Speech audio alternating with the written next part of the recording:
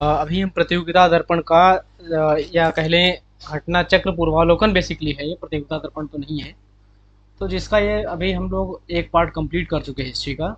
आज दूसरा पार्ट हमारा इसमें हम स्टार्ट करने जा रहे हैं, जिसमें हम देखेंगे कि मतलब पिछले इसके पिछले पार्ट में लगभग 19 क्वेश्चन हो चुके थे। आज क्वेश्चन नंबर हमारा 20 से शुरू होगा। आप सभी से अनुरोध है, अगर आप चैनल पर नए हैं तो कृपया चैनल को सब्सक्राइब करिए, वीडियो को ज़्यादा शेयर कीजिए और वीडियो को पूरा देखिए ताकि समझ में आए कि आपकी एक तरीके से अच्छी रिवीजन भी हो जाएगा आपका। एंड कुछ भी अगर आपका कंप्लेंट है या कुछ सजेशन है तो प्लीज़ आप उसको कमेंट बॉक्स में टाइप कर सकते हैं।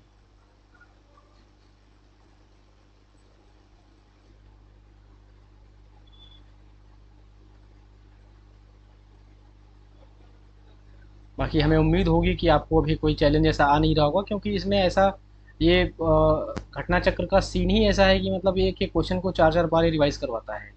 तो यहाँ पे अगर कोई इससे पढ़ता है तो चैलेंज तो आना नहीं चाहिए। आज का क्वेश्चन नंबर 20 हम पढ़ेंगे। यहाँ से हमारा आज पार्ट 2 शुरू होगा। तो जो लोग आज फर्स्ट टाइम आए वीडियो देख रहे हैं तो उनसे अनुरोध होगा पार्ट 1 भी देखें। यहाँ से पार्ट 2 शुरू होगा। पार्ट 2 में हम देख रहे हैं, उस स्थल का नाम बताइए जहाँ से प्राचीनतम स्थायी जीवन के प्रमाण मिलते हैं। स्थायी जीवन का मतलब हो गया कि जहाँ पर इंसान ने खेती किसानी शुरू कर दी। जब खेती करेगा तभी वह स्थायी रहेगा, और खेती करेगा तो स्थायी रहेगा, तभी घर बनाएगा। तो सबसे पहले खेती के साक्ष्य कहाँ मिले हैं? वो ऑप्शन हमारा डी सही है, मेहरगढ़। ये कहाँ पर है? पाकिस्तान के बलूचिस्तान एरिया में। लेकिन अगर ऑप्शन में संत कबीर नगर संत कबीर नगर का लहुरा देव होता है तो आपको वो लगाना है। इसका एक्सप्लेनेशन देखते हैं क्या कह रहा है।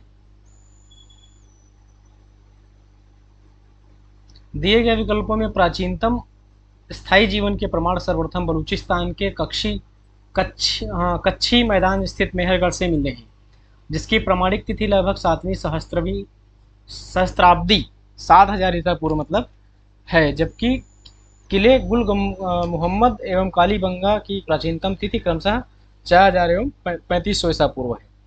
अतः विकल्प डी आपका सही उत्तर होगा। क्वेश्चन नंबर 21 देखते हैं क्या कह रहा है। निम्नलिखित में किन स्थानों से मध्य पाषाण काल में पशुपालन के प्रमाण मिलते हैं? पशुपालन के प्रमाण कहाँ मिलते हैं? तो राजस्थान का एक जगह है, सॉरी एक सेकंड, इसको मैं रेस करूँ।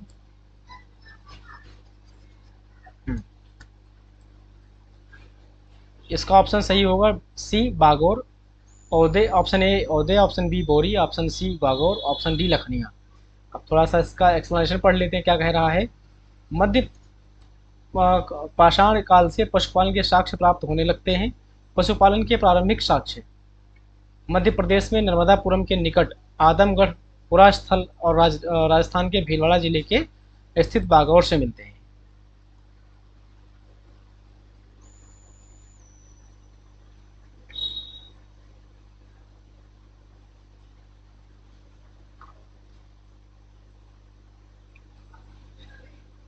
नेक्स्ट क्वेश्चन नंबर 22 क्या कह रहा है? 22 क्वेश्चन देखते हैं।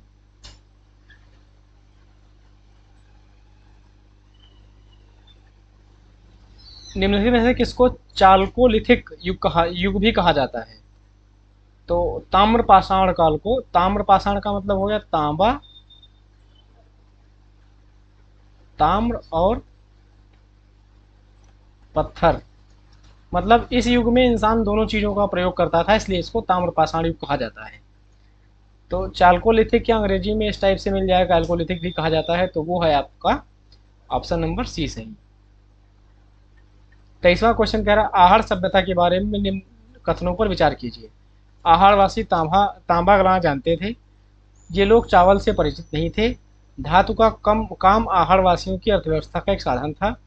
यहाँ से सफ़ेद यहाँ से काले रंग के यहाँ से काले रंग के मृदभांड मिले हैं, जिन पर सामान्यतः सफ़ेद रंग से ज्यामितीय आकृतियां उकेरी गई हैं। अब इस क्वेश्चन का सही विकल्प क्या है? 1 2 1 3 4 सही, 1 2 3 सही, 1 2 3 4। मतलब 1 3 4, इसमें दूसरा जो है, ये लोग चावल से परिचित नहीं थे, ये लोग जौ से परिचित थे। ये लोग चावल से परिचित नहीं थे। तो ऑप्शन आपका ये सही, 1, 3 और 4। तांबा गलाना जानते थे। धातु का काम आहड़वासियों की अर्थव्यवस्था का मुख्य साधन था, बिल्कुल सही बात है। यहाँ से काले रंग के मृदभांड मिलते हैं जिन पर सामान्यतः सफेद रंग के ज्यामितीय चित्र या आकृतियां उकेरी गई हैं। ये बात यहाँ तक हो गई खत्म इसकी। क्वेश्चन नंबर 23 हो गया।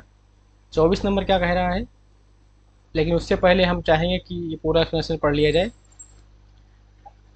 आहड़ दक्षिणी पूर्वी राजस्थान में स्थित एक ताम्रपाषाणी संस्कृति। एक सेकंड, इसको थोड़ा एडजस्ट कर लेता हूँ। ताम्रपाषाणिक संस्कृति स्थल है। आहड़ या बनास संस्कृति उत्तर हड़प्पा संस्कृति के समकालीन है। आहड़ संस्कृति बनास संस्कृति के लोग मुख्यतः मूलतः कृषक एवं पशुपालक थे। वे गेहूं, जौ तथा चावल से परिचित थे। आहड़ का एक अन्य नाम तामवती, तांबा वाला स्थान भी मिलता है, जिससे सूचित होता है कि यहाँ तांबा बहुतायत में उपलब्ध था। यहाँ के निवासी तांबे को गलाकर मनचाही वस्तुएं तैयार करते थे। धातु का काम आहड़वासियों की अर्थव्यवस्था का एक प्रमुख साधन था। यहाँ से काले लाल रंग के मृदभांड की प्राप्ति हुई, जिन पर सामान्यतः सफ़ेद रंग से ज्यामितीय आकृतियाँ उकेरी गई थी। इस प्रकार विकल्प आपका ए सही है, जिसमें हमने 1, 3 और 4 तीन ऑप्शन सही किए थे। क्वेश्चन नंबर 24 कह रहा है,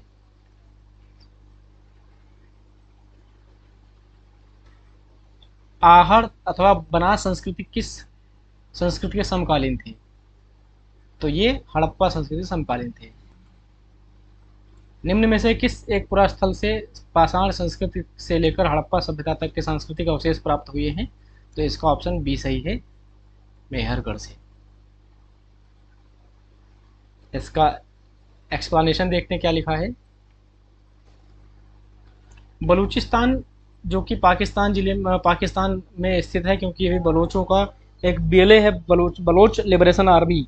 वो एक अलग राष्ट्र की मांग कर रहे हैं, हालांकि इन्होंने अपना स्वयं घोषणा भी कर दी है, अलग राष्ट्र की मांग भी कर दी है।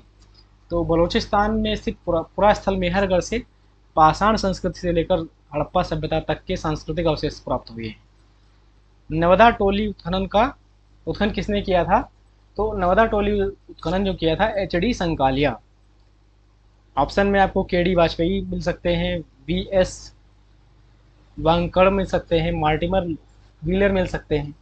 नवदा टोली मध्य प्रदेश का उत्खनन डेक्कन कॉलेज पूना के प्रोफेसर HD संकालिया ने कराया था। यह स्थल इस महाद्वीप का सबसे विस्तृत उत्खनित ताम्रपाषाणिक स्थल है, जिसकी तिथि लगभग ईसा पूर्व 1500 से 1300 के मध्य निर्धारित की गई है। क्वेश्चन नंबर 27 देखा जाए।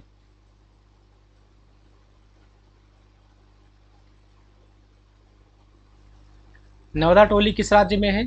तो अभी हम इतनी अच्छी बात कर रहे थे, नवदा टोली मध्य प्रदेश में है।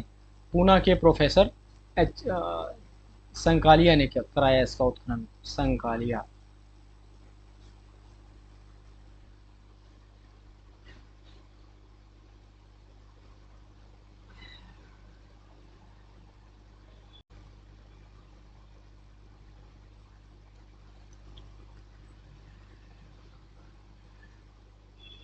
नेक्स्ट क्वेश्चन नंबर 28 देखते हैं।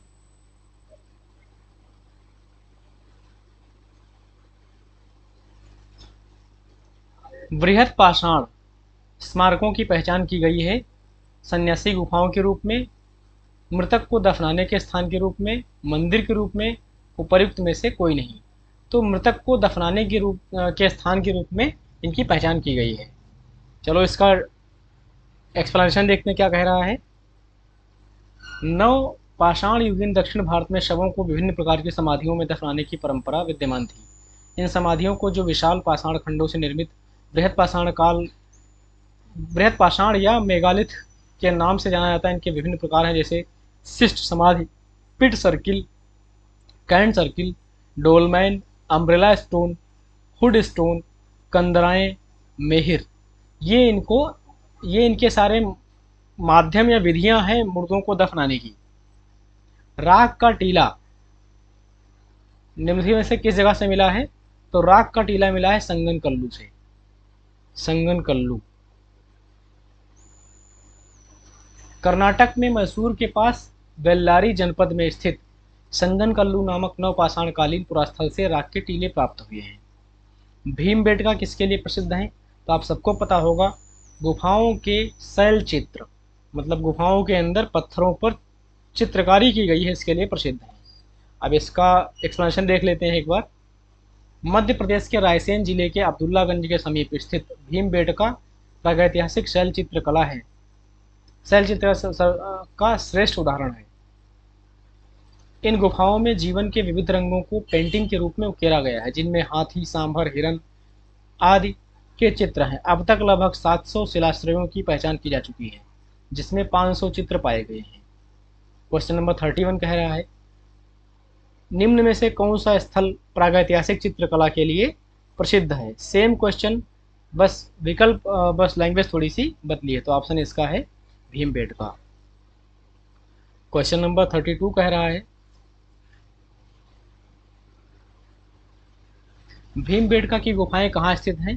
तो अभी आपने पढ़ा, मध्य प्रदेश के रायसेन जिला में अब्दुल्लागंज एक जगह है जहाँ पर भीमबेटका की गुफाएं स्थित हैं। भारत में किस शिलाश्रय से सर्वाधिक चित्र प्राप्त हुए हैं? तो वही ऑप्शन है आपका भीमबेटका ही है।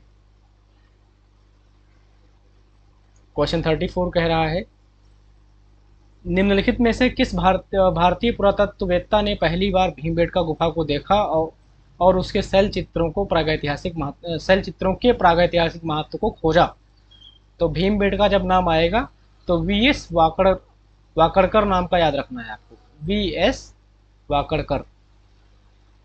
कहीं पे एक बिंदी लगी हुई तो वाकड़कर हो जाएगा। जैसा ऑप्शन पर नाम इनका यही है और इन्होंने ही पहले भीमबेटका की गुफाएं देखी। अब इसका एक्सप्लेनेशन देख लो। मध्य प्रदेश के रायसेन जिले में स्थित भीमबेटका प्रागैतिहासिक शैल चित्रकला का श्रेष्ठ उदाहरण है। इसकी खोज वर्ष 1957 में वी.एस. वाकड़कर ने की थी। यूनेस्को ने भीमबेटका शैल चित्रों को विश्व विरासत स्थल की सूची में सम्मिलित किया है। नेक्स्ट क्वेश्चन है, डॉक्टर विष्णु श्रीधर वाकड़कर, वी.एस. जो था, वी.एस. का फुल फॉर्म विष्णु श्रीधर वाकड़कर ने भीमबेटका के शैलाश्रयों की खोज कब की थी? तो इसका सही ऑप्शन होगा 1957 से 58 के बीच में। भीमबेटका को किसने खोजा? Same option, same question, same आपका ये है, ऑप्शंस देख सकते हैं, बस थोड़ा सा अंतर होता है। कई बार अगर वी.एस. की जगह विष्णुधर आ जाए तो भी सही है। भीमबेटका की डॉक्टर विष्णु श्रीधर वाकड़कर ने की थी। मध्य प्रदेश लोक सेवा आयोग ने विष्णु श्रीधर के स्थान पर विष्णुधर दिया था, अतः इसका निकटतम उत्तर विकल्प सी सही होगा। गैरिक मृदभांड पात्र का नामकरण कब हुआ था?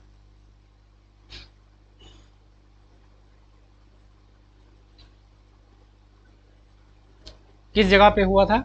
हस्तिनापुर में, अहिछन्न में, और है आपका अहिछन्न या अहिछत्र, नोह में, लाल किला। तो इसका सही जवाब हो जाएगा ऑप्शन नंबर ए, हस्तिनापुर। अब इसका एक्सप्लेनेशन देखते हैं। गंगा यमुना द्वाब की सांस्कृतिक परंपरा संभवतः उस संस्कृति के साथ शुरू होती है जिसे अपने अंत्येष्ट विशिष्ट मृदभांड के नमूने के कारण गैरिक मृदभांड कहा गया है। इस मृदभांड परंपरा के पात्र सर्वप्रथम हस्तिनापुर की खुदाई के दौरान प्रकाश में आए थे। वर्ष 1950 से 52 के दौरान हस्तिनापुर नामक पुरास्थल की खुदाई बी.बी. लाल के निर्देशन में की हुई थी। तो इसका सही जवाब होगा आपका हस्तिनापुर। क्वेश्चन नंबर 38 कह रहा है, देखते हैं क्या कह रहा है 38।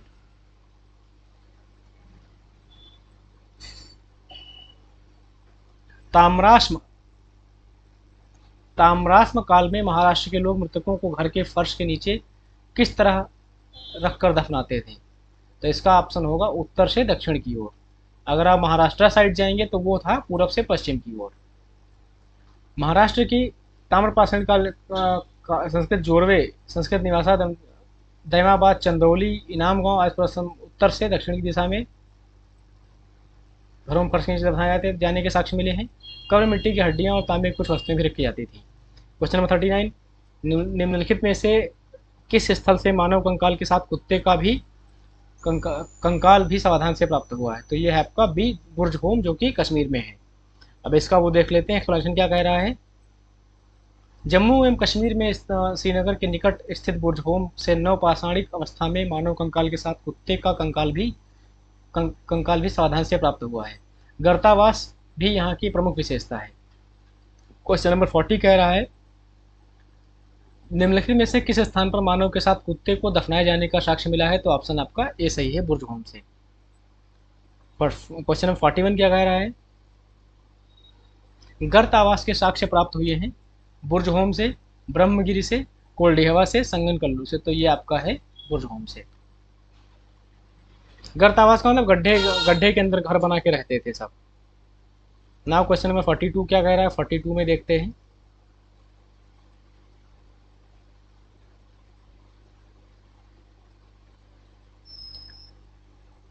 पुरा पाषाण में क्या मिला, मध्य पाषाण में क्या मिला, नव पाषाण में क्या, ताम्र पाषाण में क्या मिला?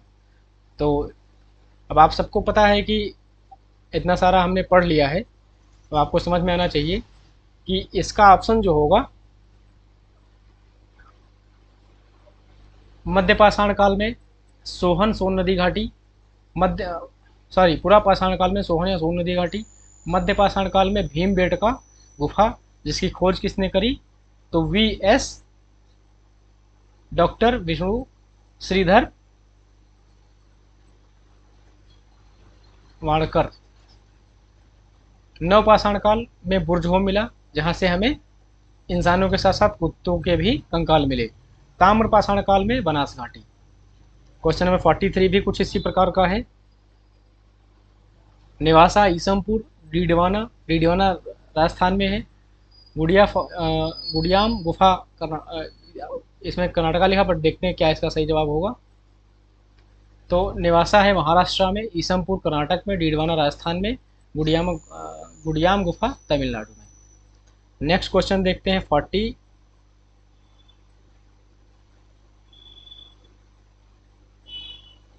44 नंबर क्या कह रहा है।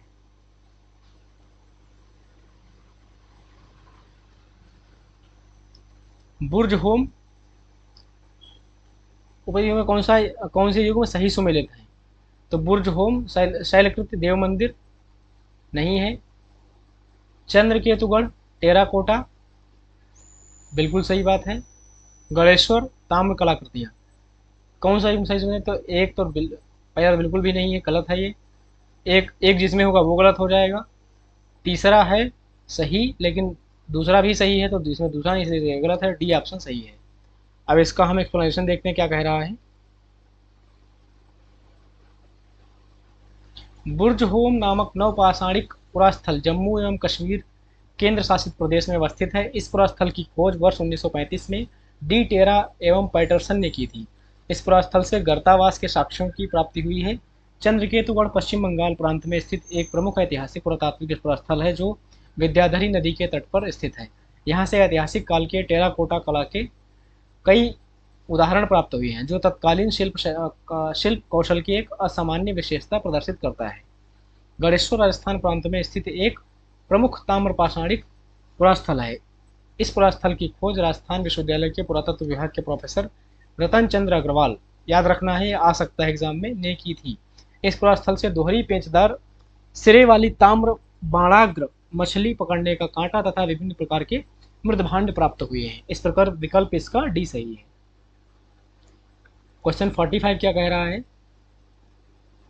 चंद्रकेतुगढ़ ओडिशा व्यापार बंदरगाह, इनाम गांव महाराष्ट्र में ताम्र पाषाण स्थल, मंगडू केरल महापाषाण काल, सालीहुड्डम आंध्र प्रदेश शैलकृत गुफा मंदिर।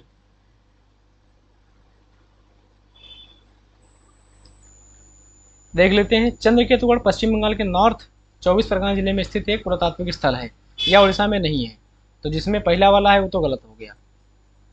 पुरातात्विक अध्ययनों से यह बृहद दीवारों वाला एक महत्वपूर्ण व्यापारिक बंदरगाह शहर होने के साथ पता चलता है।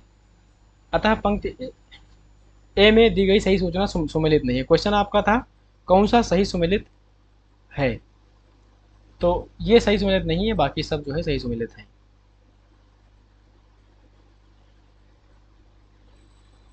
2, 3, 4,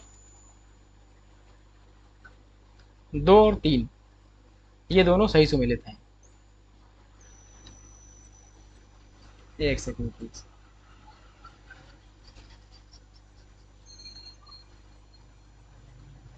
आपका सही जवाब होगा 2 और 3, मतलब 2 और 3 ये दोनों सही सुमेलित हैं। क्वेश्चन नंबर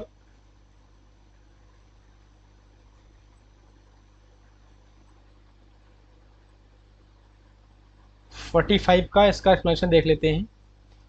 इनाम गांव महाराष्ट्र के पुणे जिले में स्थित एक उत्तर हड़प्पा कालीन पुरास्थल है। यहाँ से ताम्र पाषाणिक संस्कृति के साक्ष्य प्राप्त हुए हैं। अतः पंक्ति 2 में दी गई सूचना सही सुमेलित है।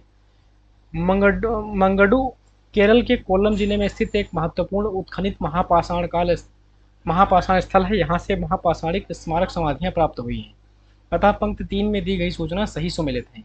सालिहुंडम आंध्र प्रदेश के श्रीकाकुलम जिले में स्थित सालिहुंडम एक प्राचीन बौद्ध संघाराम का मुख्यालय था, जिसका निर्माण लगभग 2री शताब्दी ईसा पूर्व का है, जो 7वीं से 8वीं शताब्दी तक फला फूला। पहाड़ी के शिखर पर गोलाकार स्तूप चैत्य है, जबकि ढलान पर विहार फैले हुए। यहाँ से प्राप्त बौद्ध अवशेषों से पता चलता है कि सालिहुड्डम बौद्ध वास्तुकला की उत्तरी और दक्षिणी शैलियों का मिलन स्थल था। उत्खननों में 4 स्तूप, एक चैत्यग्रह संरचनात्मक मंदिर और बौद्ध धर्म के 3 चरणों थेरवाद, महायान और वज्रयान को दर्शाने वाली कई मूर्तियां मिली हैं। हालांकि यहाँ कोई शैलकृत गुफा मंदिर नहीं मिले हैं, अतः पंक्ति 4 में दी गई सूचना सही नहीं। क्वेश्चन नंबर 46 क्या कह रहा है? 46 नंबर का सवाल कह रहा है आपका, विंध्य क्षेत्र के किस शिलाश्रय में सर्वाधिक मानव कंकाल मिले हैं? तो सबसे ज़्यादा मिले हैं आपके लिखैया में। अब इसके ऑप्शन आप देख लीजिए, मोरहाना पहाड़, घघरिया, बगही खोर, लिखैया। एक्सप्लेनेशन क्या कह रहा है? डॉक्टर JN पांडे की पुस्तक, अब ये बहुत इंपॉर्टेंट क्वेश्चन बन सकता है, आपको दे देगा एक पुस्तक का नाम, जिसका नाम होगा पुरातत्व विमर्श, और किसका होगा वो आपको मिलाने के लिए भी कह सकता है। तो डॉक्टर JN पांडे, ये आपको याद रखना है इसे।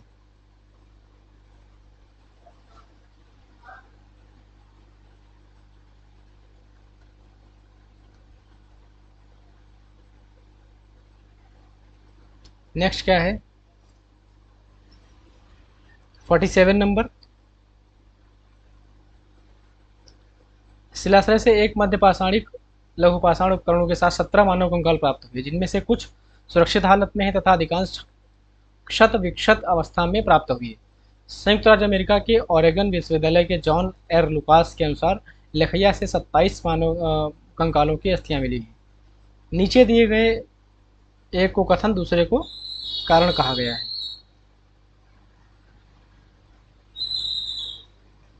देख लेते कथन कारण क्या है। विंध्य क्षेत्र के पाषाण युगीन लोगों के नूतन भूतल काल के अंत में गंगा घाटी में प्रवचन किया गया। कारण है जलवायु परिवर्तन का, इस काल में शुष्कता का चरण था। अब इसके सही ऑप्शन क्या कह रहे हैं?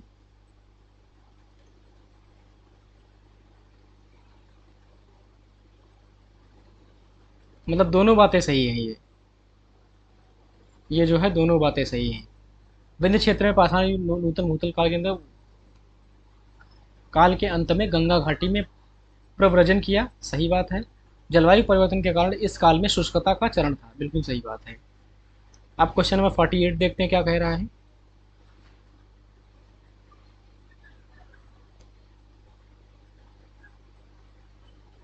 भारतीय पुरातत्व सर्वेक्षण निम्नलिखित विभागों में किसका संलग्न कार्यालय है? तो ये संस्कृति का कार्यालय है। भारतीय पुरातत्व सर्वेक्षण archaeological survey of India Bharat सरकार की सांस्कृतिक मंत्रालय के अधीन एक विभाग है। भारतीय पुरातत्व का जनक किसे कहा जाता है? तो ये था अलेक्जेंडर कनिंघम। क्वेश्चन नंबर 49 हो गया। 50 नंबर देखते क्वेश्चन क्या कह रहा है। राष्ट्रीय मानव संग्रहालय कहाँ पर है? तो ऑप्शन नंबर सी भोपाल में है। कनिंघम के बारे में थोड़ी सी बातें जान लेते हैं। अलेक्जेंडर कनिंघम 1814 से 1893 ईस्वी को एक ब्रिटिश सेनाधिकारी के रूप में बंगाल इंजीनियरिंग ग्रुप के साथ काम करने के लिए तैनात किया गया। उन्हें ही भारतीय पुरातत्व के जनक के रूप में जाना जाता है। क्वेश्चन नंबर 50 का एक्सप्लेनेशन क्या कह रहा है देखते हैं भाई। मानव सभ्यता के विकास की कहानी दर्शाने वाला देश का सबसे बड़ा संग्रहालय इंदिरा गांधी मानव संग्रहालय कहाँ स्थित है, तो ये भोपाल में स्थित है, जो कि है मध्य प्रदेश में।